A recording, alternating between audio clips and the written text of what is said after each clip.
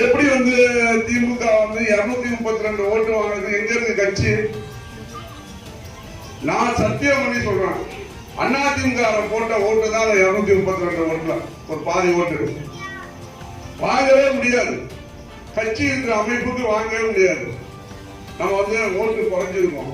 வருங்காலத்துல வந்து இந்த 7வது பூத்தை வந்து சரி பண்ணணும், கவனமா பார்க்கணும். உள்ளாட்சி தேர்தல் வருது, அதெல்லாம் கவனமா பார்க்கணும். அங்க உள்ள நிர்வாகிகளை கேட்டுக்கிறான். அடுத்தது 8வது பூத்து. 8வது பூத்து கோவில் கடம்பூர் ஆற்றாங்கரை தெரு, ஸ்ரீகரி நத்தம், காளியம்மன் கோவில் தெரு, அகர கடம்பூர் ஆற்றாங்கரை தெரு. இந்த 5 ஊரை இணைத்து ஒரு பூத்து. அந்த பூத்துல நம்ம வாங்கியிருக்க ஓட்டு எவ்வளவுனா, அதிமுக 301 ஓட்டு, கம்யூனிஸ்ட் 148, 153 ஓட்டு நம்ம கூடுதலா வாங்கியிருக்கோம். அதிமுக நம்ம 8வது பூத்து கோயில் கடம்பூர், இந்த பூத்துல 153 ஓட்டு நம்ம கூடுதலா வாங்கியிருக்கோம். கண்டிப்பா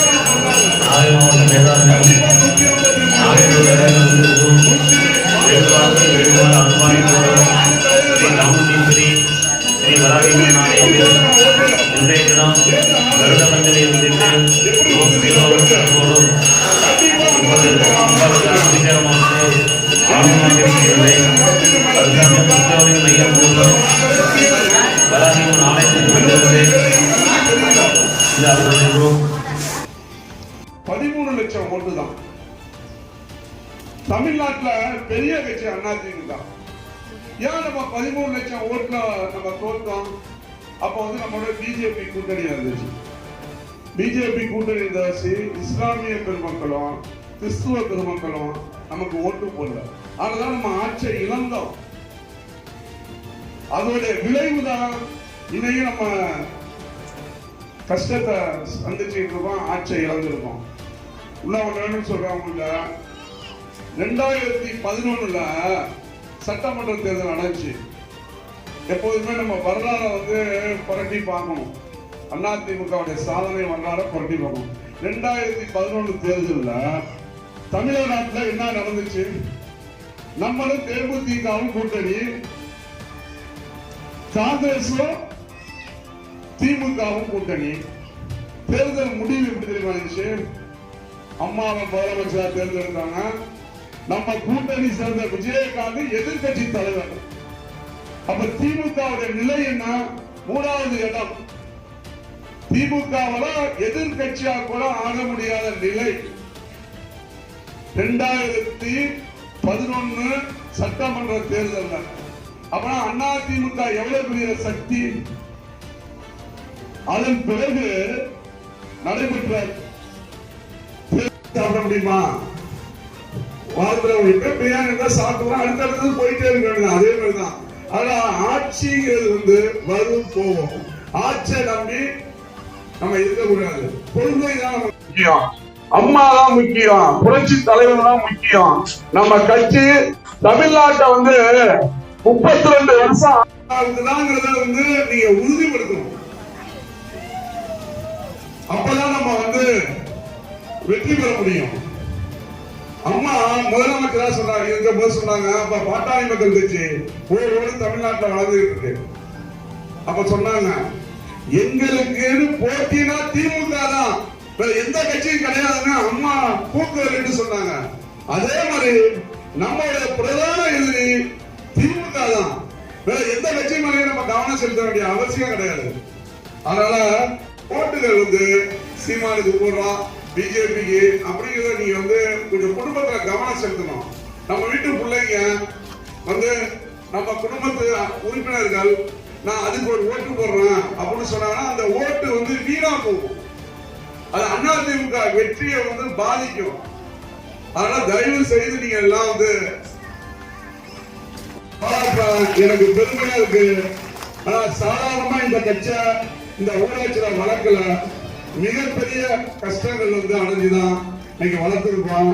அதே மாதிரி மக்களுக்கு வந்து நம்ம வந்து அவங்களுடைய கோரிக்கைகளை குறைகளை கேட்டு அப்பப்ப நம்ம நிவர்த்தி பண்றோம். அதோட விளைவுலாம் இந்த கூட்டம் வந்து வந்தோம் போனல எல்லாரும் அவங்களுடைய குறைகளை சொல்லும் போது உண்மையிலேயே பொறுப்புல நாங்க வந்து அதுல கவனம் எடுத்துக்கிட்டு அந்த பகுதிக்கு தேவையானது எங்களால முடிந்த அளவுக்கு நாங்க செஞ்சு கொடுக்கிறோம். எப்போதுமே உங்களுக்கு நாங்க ஆதரவா இருப்போம். நீங்க வந்து சொல்லலாம். அதிமுகவுடைய நிர்வாகிகள் அனைவரும் உங்க வீட்டு வாசல்ல வந்து நிற்போம். அதே போல ஊராட்சியில அதிமுக தான் ஆளுங்கட்சி. ஸ்டாலின் வேணுமா தமிழ்நாட்டில் ஆளலாம்.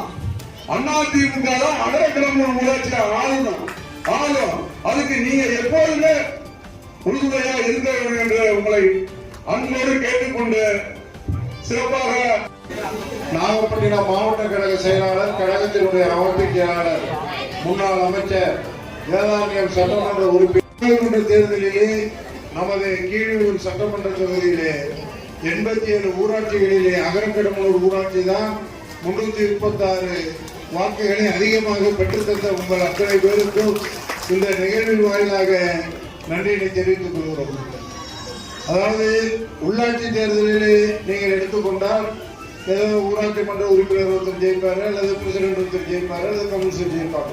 ஆனா நம்ம அகரக்கிடமூர் ஊராட்சியை பார்த்தீங்கன்னா வார்டு மெம்பர் பூரா நம்ம தான், அதே மாதிரி பிரசிடென்ட் நம்ம தான், ஊராட்சி மன்ற துணைத் தலைவரும் நம்ம தான், ஒன்றிய கவுன்சிலர் நம்ம தான். அப்படி நான் 2010 தொகுதி செயலாளராக பொறுப்பேற்ற பிறகு நடைபெற்றிருக்கின்ற அத்தனை தேர்தலிலுமே நமது அகரக்கிடமூர் ஊராட்சி அனைத்து இந்திய அண்ணா திராவிட முன்னேற்ற கழகத்தினுடைய கோட்டை என்பதை நிரூபித்து வருகிறீர்கள்.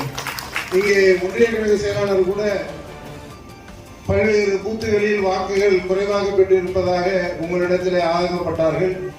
நடந்த நாடாளுமன்ற தேர்தலிலே தமிழ்நாட்டிலே இருக்கின்ற சூழ்நிலைகளை நாம் அனுசரிக்கின்ற பொழுது நாம் இங்கே இருக்கிறவர்கள் மீது வருத்தப்பட வேண்டிய அவசியம் கிடையாது.